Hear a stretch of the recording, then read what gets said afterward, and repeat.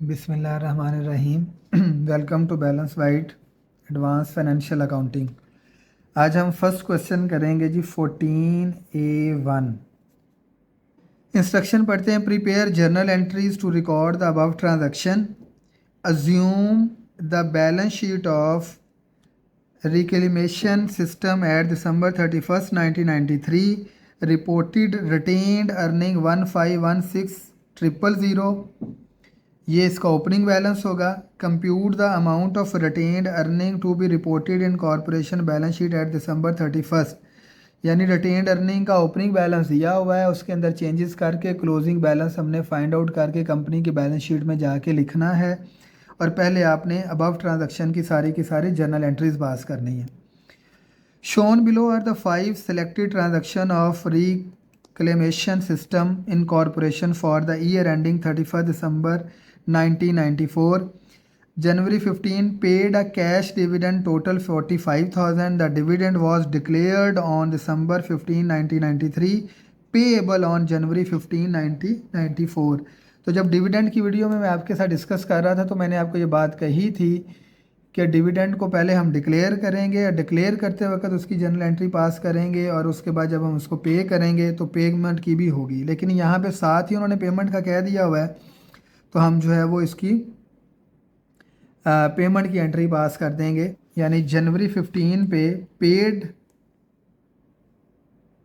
Direct हमने क्या किया, जनवरी 15 पे जाके हमने डिविडेंड पे कर दिया। तो जब पे कर दिया तो पेमेंट की जर्नल एंट्री हमने डिस्कस की थी कि हम लिखेंगे डिविडेंड पेएबल डेबिट और कैश क्रेडिट, और उसकी अमाउंट थी 45,000।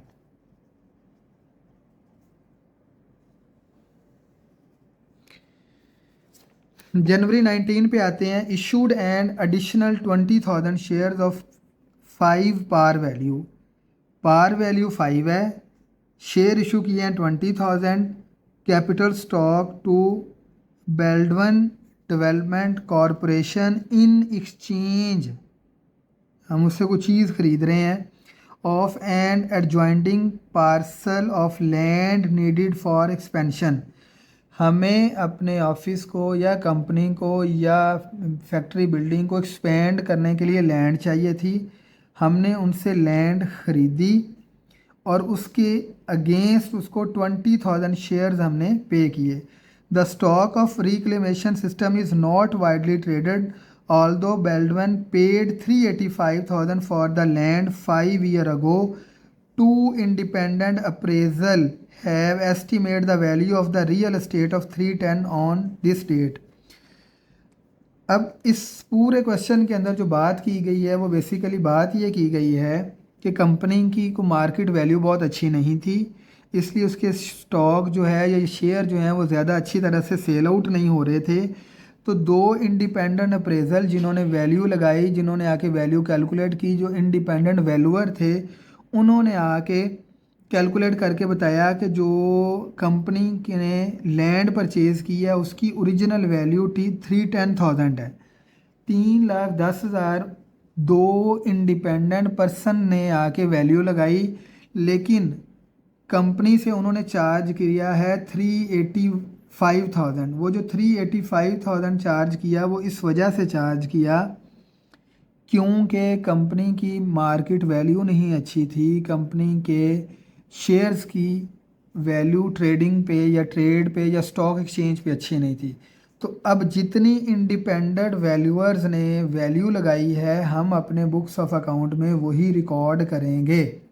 तो हमने लैंड परचेज़ की 19 ऑफ जनवरी पे, हम लिखेंगे लैंड 310,000। अब 385 की बजाय हम लैंड 310,000 लिखेंगे क्योंकि जो इंडिपेंडेंट पर्सन थे, ये वैल्यूअर थे, उन्होंने जो है इसकी वैल्यू लगाई 310,000। और उसके बाद हमने उनको कैपिटल स्टॉक कितने का दिया। कैपिटल स्टॉक आपको पता है क्वेश्चन में बताया था कि 20,000 शेयर दिए हैं और एक शेयर जो है वो 5 रुपीज़ का है। तो जो शेयर हम उनको दे रहे हैं वो 100,000 के हैं। इसका मतलब जो रिमेनिंग है 310 में से 100,000 माइनस करेंगे तो जो रिमेनिंग 210,000 है वो है एडिशनल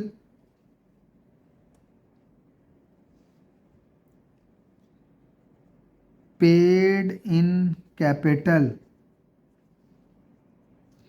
अब इस बात को इस तरह से समझें कि आपने 1 लाख रुपए के शेयर देकर 3,10,000 रुपये की लैंड परचेज की, यानी 1 लाख रुपए के शेयर दिए हैं और जो एसेट ख़रीदा है वो 3,10,000 रुपये का। तो जितने ज़्यादा ऊपर पैसे हैं वो सारे के सारे आपके एडिशनल पेड अप कैपिटल में चले जाएंगे।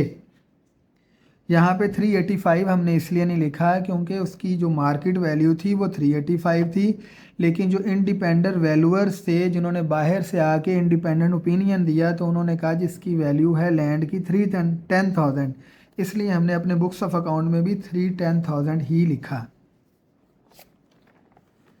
देन है जी December 15 the board of director declare a dividend of 30 cent per share payable on January 15, 1994 to the owner of corporation 170,000 odd standing shares of capital stock.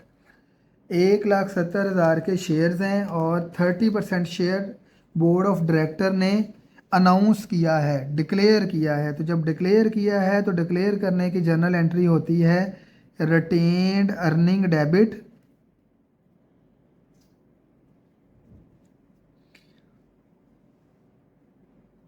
Retained earning debit और dividend payable credit. 1,70,000 outstanding share हैं और एक share पे 30% dividend दिया है, तो जो हमने डिविडेंड दिया है डेट इज़ 51,000। तो डिविडेंड डिक्लेयर करने की यही जर्नल एंट्री होती है। देन है जी 31 पे recorded income tax expenses for the 3 month period ended December. The taxes will be paid on January 15, 1995। Income tax for the first 184,600। तो आपने क्या करना है, आपने इनकम टैक्स जो है वो कैलकुलेट करना है। तो दिसंबर 15 आप लिखेंगे इनकम टैक्स एक्सपेंस डेबिट और income tax payable credit. 3 month के जो टैक्सेस आपको दिए हैं वो 54,200 दिए हैं, अभी आपने पे नहीं किए, वो पे आपने जाके करने हैं जनवरी में। तो अभी आपका एक्सपेंस है और पे करना है तो आपकी लाइबिलिटी है। तो आपने दिसंबर 15 पे, और जो इस क्वेश्चन के अंदर ब्रैकेट में लिखा हुआ है उसको कुछ भी करने की ज़रूरत नहीं है क्योंकि वो कहता है ऑलरेडी आपने रिकॉर्ड भी कर लिए हुए हैं और पे भी कर लिए हुए हैं। यानी ये जो अमाउंट है पैराग्राफ में ये लिखा हुआ है already been recorded and paid, तो जो रिकॉर्डेड भी हैं और पेड भी हैं उनको दोबारा रिकॉर्ड करने की ज़रूरत नहीं होती। इसलिए जो 3 मंथ के आपके पास थे 54,200 उसको हमने रिकॉर्ड कर लिया और पे करना है तो लाइबिलिटी आ जाएगी। देन है 31 पे close the income summary account at the end of a profit. तो नेट इनकम हुई है 472,000। तो हमने फर्स्ट वीडियो में देखा था कि अगर जाके आपको प्रॉफिट हो तो उसकी हमने क्लोजिंग एंट्री कैसे पास करनी है। तो उसकी हमने क्लोजिंग एंट्री डिस्कस की थी कि हम लिखेंगे इनकम समरी डेबिट और रिटेन्ड अर्निंग क्रेडिट, ये हमने डिस्कस किया था कि हम पढ़ेंगे। तो हमारे पास प्रॉफिट को कैलकुलेट करने के लिए जो क्लोजिंग एंट्री थी, प्रॉफिट को हमने ट्रांसफ़र कर दिया रिटेन्ड अर्निंग में और इनकम समरी को क्लोज़ कर दिया। ये इनकम समरी डेबिट होगी, ये क्लोज़ होगी और ये प्रॉफिट आपका जो है वो रिटेन्ड अर्निंग स्टेटमेंट में चला गया। तो ये क्वेश्चन का ए पार्ट था जिसमें आपने जर्नल एंट्रीज पास करनी थी। अब बी पार्ट में आपने क्या करना है कि आपने रिटेन्ड अर्निंग स्टेटमेंट बनानी है कंपनी की। तो रिटेन्ड अर्निंग स्टेटमेंट आप किस तरह से बनाएंगे, मैंने आपको बताया था कि सबसे पहले आप रिटेन्ड अर्निंग का ओपनिंग बैलेंस लिखेंगे जो कि आपको क्वेश्चन में गिवन था, जो मैंने आपको बी रिक्वायरमेंट में पढ़ के भी बताया था। तो आप लिखेंगे रिटेन्ड अर्निंग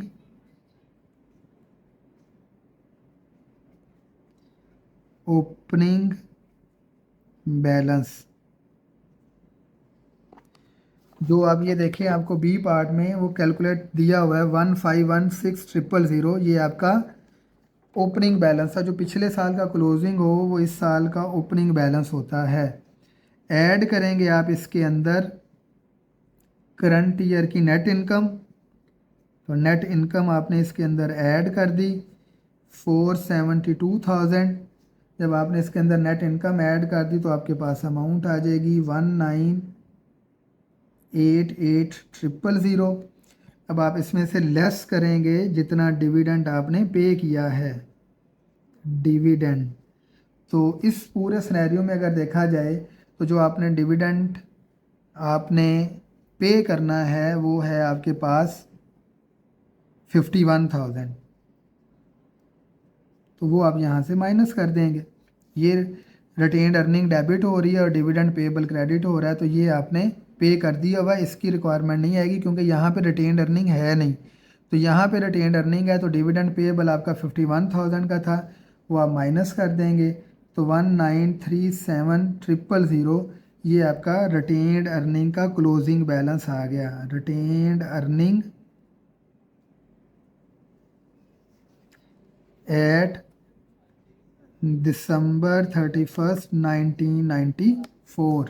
तो ये आपका फर्स्ट क्वेश्चन था। सिमिलर इसी तरह से 14B1 सेम है, उसको आप सॉल्व कर लीजिएगा। किसी किस्म की कोई क्वेरी हो, कोई मसला हो तो आप कमेंट सेक्शन में जाके कमेंट कर सकते हैं। Thank you very much.